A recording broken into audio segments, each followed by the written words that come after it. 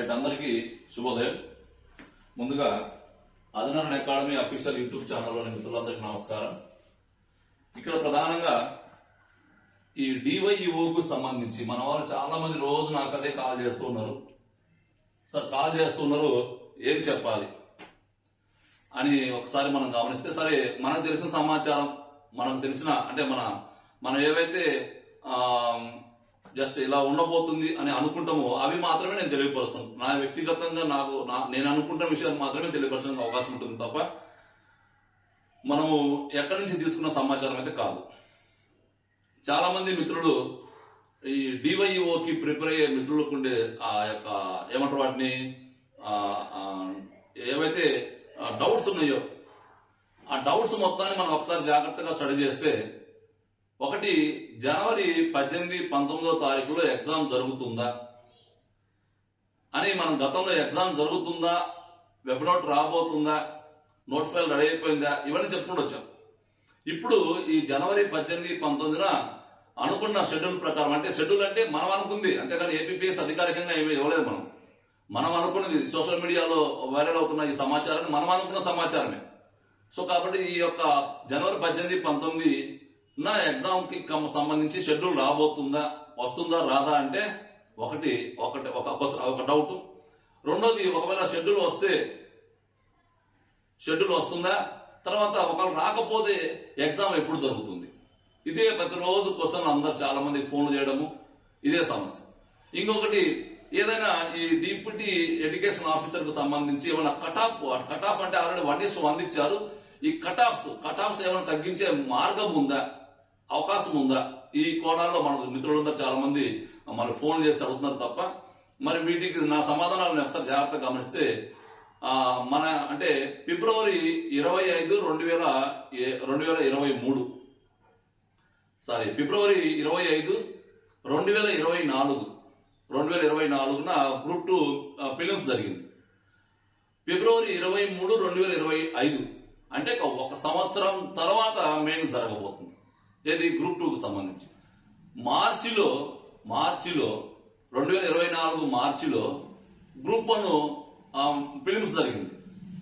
మరి ఇక్కడ గ్రూప్ 1కు సంబంధించి ఈ రోజు రేపు నాకు తెలిసి 2 రోజుల్లోనే ఏదో ఆ గ్రూప్ 1:100కు సంబంధించిన అప్డేట్ కూడా రాబోతుంది. మరి ఆ 1:100 అప్డేట్ వస్తే ఫస్ట్ గ్రూప్ 1కు సంబంధించిన షెడ్యూల్ వస్తుంది. ఆ గ్రూప్ 1కు సంబంధించిన షెడ్యూల్ కూడా మనకు మాక్సిమం త్వరలోనే వస్తుంది. దానికి సంబంధించి మనం అప్డేట్ చూడగలుగుతాం. సో కాబట్టి ఇక్కడ మన ఎగ్జామ్ ఎప్పుడు జరిగింది, 2024 మేలో జరిగింది, మే 25. సో 2025 మే వరకు మరి డివైఈఓ మెయిన్స్ ఎలా పోతుందా, 2025 మే వరకు డివైఈఓ మెయిన్స్ ఎలా పోతుందా. సో ఇక్కడ కూడా మన వాళ్ళందరికీ చాలా మందికి కావాల్సింది కూడా ఎగ్జామ్ ని పోస్ట్ పోన్ చేయాలి. మేలో పెట్టాలి తీసుకెళ్లి కొంతమంది, ఏప్రిల్లో పెట్టాలంటే కొంతమంది, లేదు జనవరిలో కంప్లీట్ చేస్తే బాగుంటుందనేది కొంతమంది. సో ఇక్కడ మనకు ఏదేమైనా కానీ జనవరి 18, 19న ఎగ్జామ్ జరిగే సూచనలు అయితే లేవు. ఒకవేళ అటువంటి సూచనలు ఉంటే ఫిబ్రవరిలో జరిగే గ్రూప్ 2కు సంబంధించి వెబ్ నోట్ వచ్చింది కాబట్టి ఇక జనవరిలో జరిగే మనకు డివైఈఓకు సంబంధించిన వెబ్ నోటు రాలేదు కాబట్టి అలా జరగడానికి అవకాశం లేదు అనేది నా అభిప్రాయం. ఇంకోటి, ఎందుకు ఇదంతా ప్రక్రియ జరుగుతుందంటే, మనం చెప్పే కదా, మన మిత్రులు చాలా మంది ఈ కట్ ఆఫ్ మార్క్స్ తగ్గించమని మరి ప్రభుత్వాలని కావచ్చు, లేకపోతే ఈ మన ప్రజా ప్రతినిధులను కావచ్చు, వాళ్ళు అడగడం కావచ్చు. దీని మూలాన ఒక సిస్టమేటిక్ గా, అంటే ఏవైతే ముందు ప్రిలిమ్స్ అయిపోయినాయో వాటన్నిటిని కంప్లీట్ చేసుకుంటూ తర్వాత మన ఎగ్జామ్ వస్తుందని చెప్పి నేను అనుకుంటున్నాను. మొత్తానికి ఏది ఏమైనా కానీ వెబ్ నోట్ రాలేదు కాబట్టి జనవరిలో ఎగ్జామ్ అయితే జరగదు అని నేను అనుకుంటున్నాను. రెండోది, ఒకవేళ జరిగితే ఎప్పుడు జరగడానికి అవకాశం ఉంటుందంటే, ఇక నేను చెప్పాను కదా మీకు, ఫిబ్రవరిలో గ్రూప్ 2 ఉంది. ఇక మనకు మార్చి కాకుండా మార్చి అంతా 10th క్లాస్ ఇంటర్మీడియట్ ఎగ్జామ్స్ ఉంటవి. ఇక ఏప్రిల్లో డిఎస్సి ఎగ్జామ్ ఉంటుంది. ఏప్రిల్ 10 నాటికి, ఏప్రిల్ 10 నుంచి మాక్సిమం ఏప్రిల్ మంత్ అంతా మాక్సిమం డిఎస్సి ఎగ్జామ్స్ ఉంటాయి.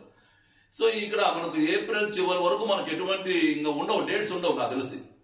ఇక మొత్తం మీద మనకు ఉంటే అవకాశం ఉండే ఒకే ఒక ఏరియా మనకు ఎప్పుడు ఉండొచ్చు, మేబీ అయితే మే 10 తర్వాత ఇక్కడ ఆంధ్రప్రదేశ్ లో ఉండే సిస్టమ్స్ అన్ని కూడా ఆల్మోస్ట్ ఆల్ మనకు ఫ్రీ అయిపోతాయి.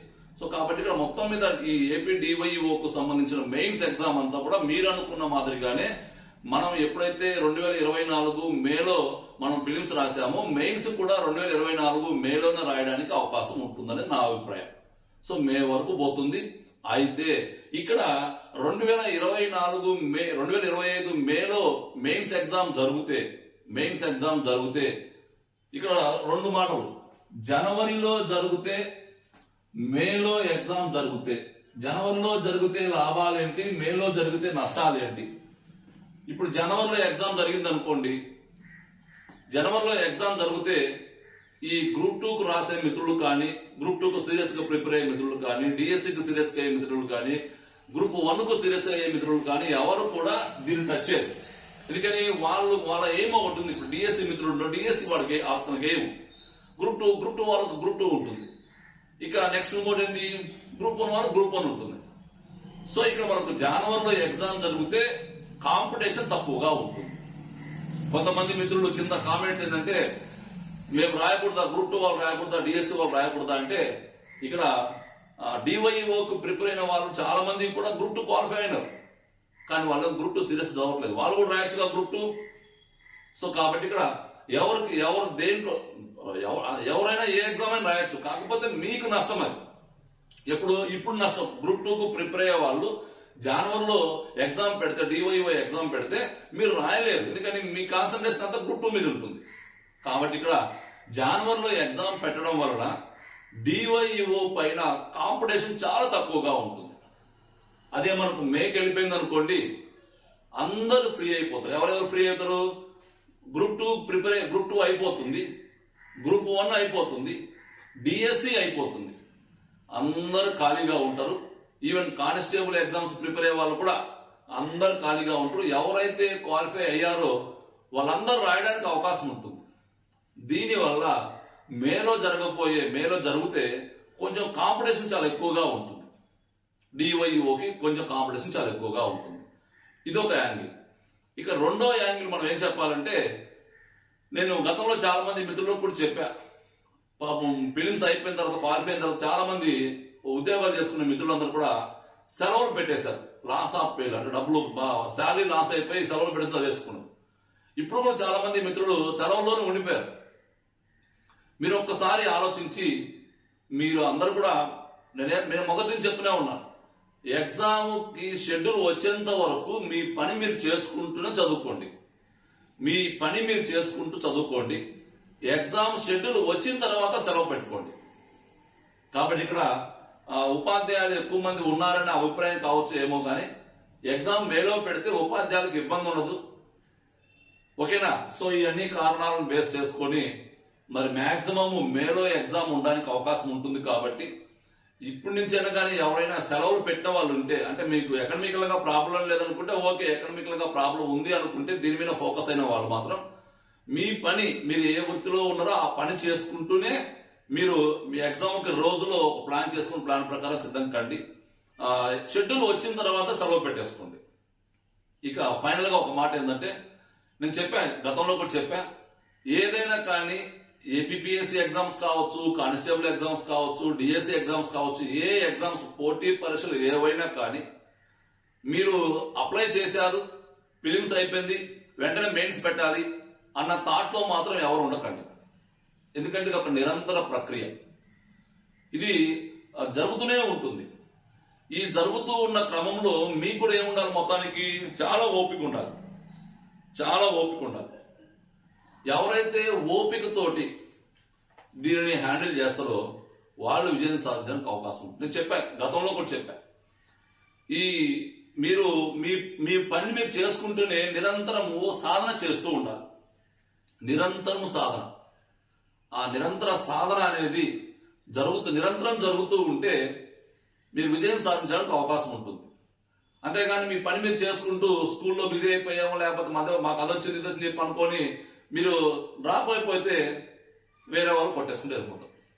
కాబట్టి డివైఓకి ప్రిపేర్ అయ్యే మిత్రులకు ఏవైతే డౌట్స్ ఉన్నాయో ఆ డౌట్స్ అన్నింటినీ కూడా మాక్సిమం నాకు తెలిసినంత వరకు నేను ఇక్కడ క్లియర్గా ఎక్స్ప్లెయిన్ చేయగలిగాను. ఇక మీరు చేయాల్సింది ఏంటంటే, ఒకవేళ ఏదైతే కట్ ఆఫ్ మార్క్స్ తగ్గిస్తే కొంతమంది కొత్త వాళ్ళు వస్తారు, మళ్ళా తగ్గించకపోతే వీళ్ళే ఉంటారు. ఇప్పుడు జరిగితే కాంపిటీషన్ ఎలా ఉంటుంది, అప్పుడు జరిగితే కాంపిటీషన్ ఎలా ఉంటుంది, ఇప్పుడు మనం సెలవు పెట్టుకోవాలా వద్దా, తర్వాత ఎప్పుడు సెలవు పెట్టుకోవాలి, ఈ వివరాలన్నీ కూడా క్లియర్గా చెప్పగలిగాం. కాబట్టి ఆల్రెడీ ఆదినారాయణ అకాడమీ 2023 ఏప్రిల్ 27 నుంచి 27న మనకు సిలబస్ వచ్చింది.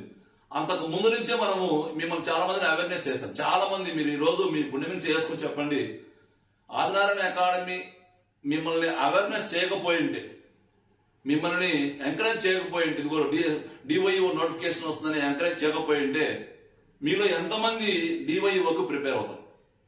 కానీ ట్రాన్స్పరెన్సీ లేదు. మనము ఇంతగా ప్రోత్సహించి అసలు జనరల్ స్టడీస్ అంటే ఏందో కూడా తెలియని చాలా మంది మిత్రులకు మనం జనరల్ స్టడీస్ అంటే తెలియపరిచాం. జనరల్ స్టడీస్ ఎలా చదవాలో చెప్పాం, వాటికి ప్రీవియస్ క్వశ్చన్స్ ఎక్కడ ఉండేవి, ఏం చదవాలో కూడా చెప్పాం. ఇదంతా చెప్పిన తర్వాత ఒక స్టెప్ పైకి ఎక్కిన తర్వాత వారిలో ఒక రకమైన విశ్వాసం, అంటే అది ఎటువంటి విశ్వాసమో నాకు అర్థం కాలేదు. సరే, కొంతమంది అలా ఉన్నారు మొత్తానికి. సో ఏది ఏమైనా కానీ ఇది నిరంతరం ప్రక్రియ. ఆ నిరంతర ప్రక్రియలో మీరందరూ కూడా పాల్పంచుకోండి. 2023 నుంచి ఆదినారాయణ అకాడమీ ఈ డివైఓ నోటిఫికేషన్ లోనే ఉంది, ఇంకా ఉంటుంది, అయిపోయేంత వరకు ఉంటుంది, పోస్టింగ్ వచ్చేంత వరకు ఉంటుంది. సో కాబట్టి ఈ ప్రక్రియ, నిరంతర ప్రక్రియలో మీకంటూ ఒక గైడ్ మనం సూచనలు సలహా అంటే మీరందరూ మేధావులు నేను కాదంటలేదు, చెప్పే కదా నేను. ఫిలిమ్స్ అయిపోయిన వరకు ఒక రకంగా ఉన్న మేధావులు, అయిపోయిన తర్వాత ఇంకొక రకంగా మేధావులు మారిపోయారు. సో ఎవరైతే తప్పనిసరిగా ఆదినారాయణ అకాడమీ సపోర్ట్ కావాలి అనుకున్న వాళ్ళు మాత్రమే, నేను ఇక్కడ అవసరం లేదనుకున్న వాళ్ళు నేను వాళ్ళ గురించి మాట్లాడలేదు. కావాలి అనుకున్న వాళ్ళు, మన మీద నమ్మకం ఉంటే ఒకసారి మన యాప్ ఇన్స్టాల్ చేయండి, నా ఫోన్ నెంబర్ ఉంటుంది, కాల్ చేయండి. మనం ఆల్రెడీ విజయవంతంగా మొదటి దశ ఏవైతే టెస్ట్ సిరీస్ ఉంటుందో first phase test series complete చేశాం. సెకండ్ ఫేజ్ లోకి ఎంటర్ అయిపోయాం. ఇక ఈ టెస్ట్ సిరీస్ ఏదైతే ఉన్నాయో ఇవన్నీ కూడా అప్ టు థర్డ్ ఫేజ్ వరకు కొనసాగుతూనే ఉంటాయి. కాబట్టి సిస్టమేటిక్ గా మీరు చదవండి, ఎగ్జామ్స్ రాస్తూ ఉండండి, నిరంతరం టచ్ లో ఉండండి. ఓకేనా? Thank you.